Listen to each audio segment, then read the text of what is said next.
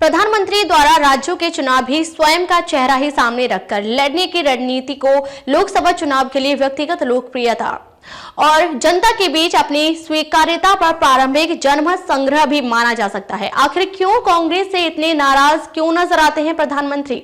देखिए श्रवण गर्ग की खास रिपोर्ट। नमस्कार, मैं हूं आपके साथ अंजना और आप देख रहे हैं द विश्व प्रेम न्यूज और हरियाणा न्यूज फ्लैश। आइए शुरुआत करते हैं इस वक्त की बड़ी खबर से।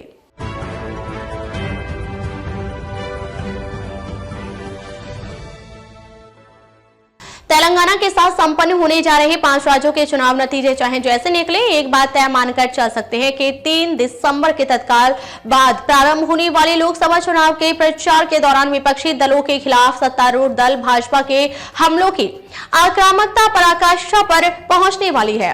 विधानसभा चुनावों में भाजपा के धुआंधार प्रचार के दौरान देश की जनता ने प्रधानमंत्री के भाषणों में कांग्रेस के प्रति जिस तरह के क्रोध और वैचारिक हिंसा से भरे शब्दों से साक्षात्कार किया, उसे लोकसभा चुनावों की रिहर्सल भी माना जा सकता है।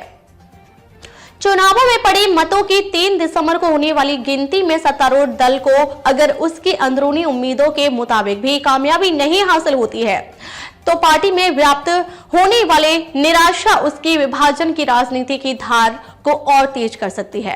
5 राज्यों की आबादी भी लगभग 25 करोड़ है और वे उत्तर पूर्व यानी मिजोरम से पश्चिम और दक्षिण यानी तेलंगाना तक फैले हुए हैं।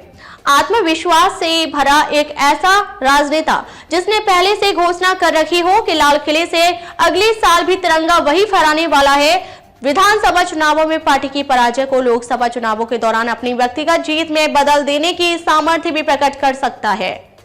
महाभारत के अर्जुन को जिस तरह मछली की आंखें नजर आती थी, प्रधानमंत्री की दृष्टि भी भारत को दुनिया की सबसे बड़ी अर्थव्यवस्था और अपने आप को विश्व गुरु के रूप में स्थापित करने पर टिकी हुई है। विधानसभा चुनाव प्रचार के दौरान विशेषकर राजस्थान के विभिन्न स्थानों यथा चित्तौड़गढ़, उदयपुर, भीलवाड़ा और बाड़मेर आदि में मोदी द्वारा अपनाई गई आक्रामक भाव भंगिमा और स्थान की जरूरत के मुताबिक दिए गए भाषणों की अगर निष्पक्ष शल्यक्रिया की जाए तो प्रधानमंत्री का एक ऐसा व्यक्तित्व उभरता है जो राजनीतिक विरोधियों के प्रति क्रोध से भरा हुआ है और समर्थकों मतदाताओं को कुछ ऐसा करने के लिए प्रेरित करता नजर आता है जैसा पिछले किसी भी चुनाव या उपचुनाव में नहीं देखा गया। देश के प्रधानमंत्री के स्वरूप का दर्शन कल्पना से परे माना जा सकता है। जब माथे पर जोधपुरी साफा धारण किए उन्होंने बाड़मेर के बायतू की सभा में लोगों का आह्वान करते हुए कहा, भ्रष्टाचारियों पर कार्रवाई हो रही है तो कांग्रेस घबरा गई है। जिन्होंने प्रदेश को लूटा है उन्हें जेल जाना होगा। जैसे उन्हें फांसी दे रहे हो, न कमल के निशान पर ऐसे बटन दबाओ। कांग्रेस के प्रवक्ता जयराम रमेश ने बाद में प्रतिक्रिया व्यक्त की कि प्रधानमंत्री की कांग्रेस के प्रति घृणा का सहज अंदाजा उनके बयान से लगाया जा सकता है।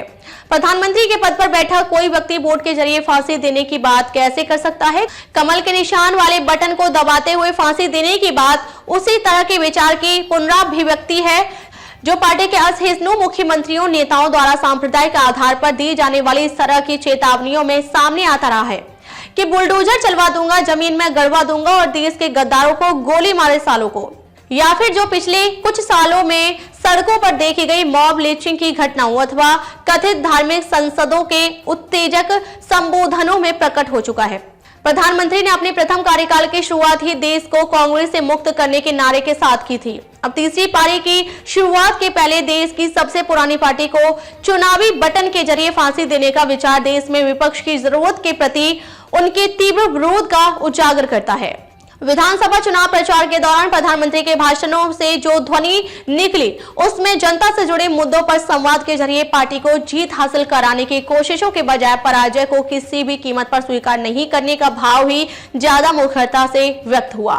ठीक उसी तरह जैसे अत्यधिक आत्मविश्वास के बावजूद जब अमेरिकी जनता ने डोनाल्ड ट्रंप को हरा दिया तो वे अपनी पराजय को इतने सालों के बाद आज तक भी स्वीकार नहीं कर पाए हैं। यही कारण रहा कि उनके समर्थक भी हार मानने के लिए तैयार नहीं हुए और 6 जनवरी 2020 को वॉशिंगटन स्थित अमेरिकी संसद पर जो कुछ हुआ उसे भारत सहित सारी दुनिया ने देखा। 3 दिसंबर की मतगणना के बाद मनोवैज्ञानिकों, चुनावी विशेषज्ञों की किसी टीम को बायतू के नतीजों का विश्लेषण करने के लिए रवाना किया जाना चाहिए।